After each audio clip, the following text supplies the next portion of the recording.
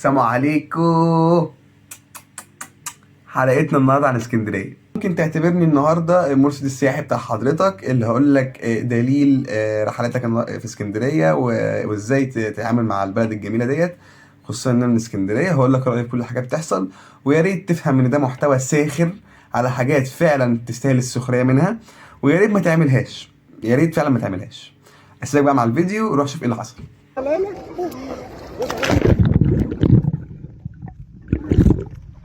يعني رسالتي لكل بني ادم عنده اعضاء زينا زيه، يعني ربنا خلقنا كلنا باعضاء ليها استخدامات وليها اماكن للاستخدامات. يعني العضو دوت بقى استخدامه في الحمام، وليه استخدامات تانية بس مش هينفع نقولها عشان الكوبي رايت، بس يعني استخدامه في العموم والشمول في الحمام او في البامبرز. يعني انت ما بتعرفش تخش الحمام، البس بامبرز، بس مش لازم في بحر اسكندريه، مش لازم في البحر اللي احنا بنبص عليه، فاهم؟ اوعى تنزل البحر دلوقتي، خصوصا في اسكندريه ومطروح، ولمده 72 ساعه.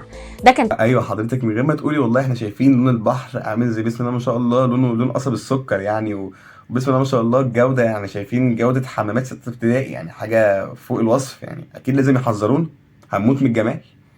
تحذير من الهيئه العامه للارصاد الجويه في مصر، اللي قالت في بيان ليها انه اعتبارا من اليوم السبت حتى يوم الاثنين اللي جاي من المتوقع ان تنشط الرياح الشماليه لا بصي، هنكذب بقى ونقول رياح وامطار وغازات. هي غازات، هي غازات، هو البحر كله غازات، البحر كله غازات، ودي مش رياح، ده بول. هو الهيئه العامه قصدها تقول ان في بول في البحر في اسكندريه، فما حدش يجي. من الاخر في بول، انا شايف بول، انا من اسكندريه، انا بقول لك انا بنزل على البحر الصبح، ببص على البحر كده، دي انا بشم ريحه قرف مبوله قهوه بلدي.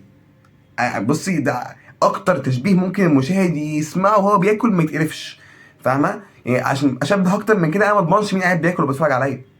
العراق في اسكندريه.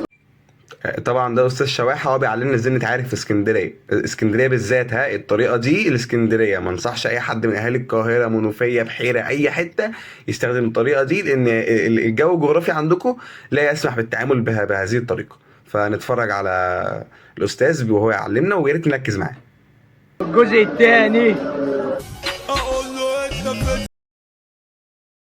ماشي. اول خطوه يعني بنطلون كاتنج باين الركب وجزء من الفخاد، والتسلخات بين جبلين.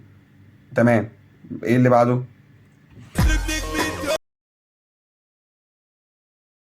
ماشي تمام. تاني خطوه تسلخات في سقف حلق البق، بحيث انك تبقى يعني تعمل كده كده. هي دي، كده، بص كده كده. كده انت بتتعارك في اسكندريه. انت بتعمل لي كده يا صاحبي؟ انت تعرفني؟ يا عم ما تشربش اللي انا اعرفه. انت ما تشربش انك تعرفني؟ ماشي طيب، ما هو قال لك ما تشربش انا اعرفك بهيد الكلام. تالت حاجة تبقى اهتم، يعني تبقى اهتم الكلام يتقال لك ما تسمعوش من اول مرة، لا عيده انت عشان هو يعيده هو كمان فتغلطه دبل. انا مش فاهم، انا مش فاهم. احنا نلعبوا جوله سريعه كده. نلعبوا جوله؟ يبقى نلعبوا جوله يلا. ماشي. انا حابب اقول بس ان عم ممدوح لو شافني عامل كده في الكرسي اقسم بالله يحطني في الرمال بوشي، هيمسك وشي يحطني في الرمال، وعم ممدوح يعملها عادي جدا.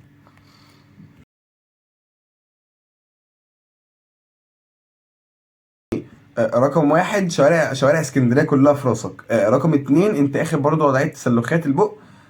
رقم تلاتة، عين ومعين، دي حركه ما غير اسكندراني اصيل بجد، بحييك عليها. لا انت اسكندراني قوي يا اسطى، اسكندراني جدا، يعني انت اسكندراني قوي. يعني مش اساسي اسكندراني، هي مشيت اي حد بيطلع من اي فرع شيراتون في مصر بعد 1:30 بالليل يعني، فاهم؟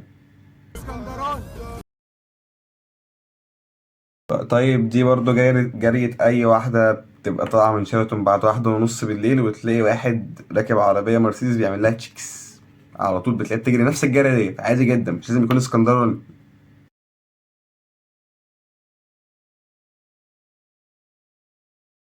ماشي. كل المناطق اللي ظهرت في الفيديو دوت ليها كل احترامها، واحب اقول اللي صور الفيديو ان اي لواء، اي ظابط هيشوف الفيديو دوت هيخليك تجري جرية الاسكندراني في الاسم فوق ال 170 مرة. طيب يا عم، دي كده نهاية الفيديو. عجبك الفيديو اعمل لايك، ما عجبكش اعمل ديسلايك. جرس ماشي واشتراك وكل حاجة فاهم وكده. واهم حاجة لو ما عجبكش، اهم حاجة اعمل ديسلايك عشان افهم انه ما عجبكش. يعني دي اهم حاجة عندي انا. طب مش عارف، اول مرة اشوف حد بيقول لي اعمل ديسلايك، بس انا بقول لك انت لو ما عجبكش الفيديو اعمل ديسلايك. عجبك ادعمني بلايك عشان اعرف ان انا استمر وتديني دافع عشان اصور فيديو كل يوم وانزله، خصوصا انا داخل على مرحله كبيره في حياتي شويه، وهي مرحله تالتة ثانوي عام. فاتمنى ان بجد اللي عاجبه المحتوى يعمل لايك، يكمل الفيديو للاخر. وانت لو وصلت لهنا فانا بشكرك جدا على الدعم دوت. وشكرا، مع السلامه، اشوفك في الفيديو الجاي.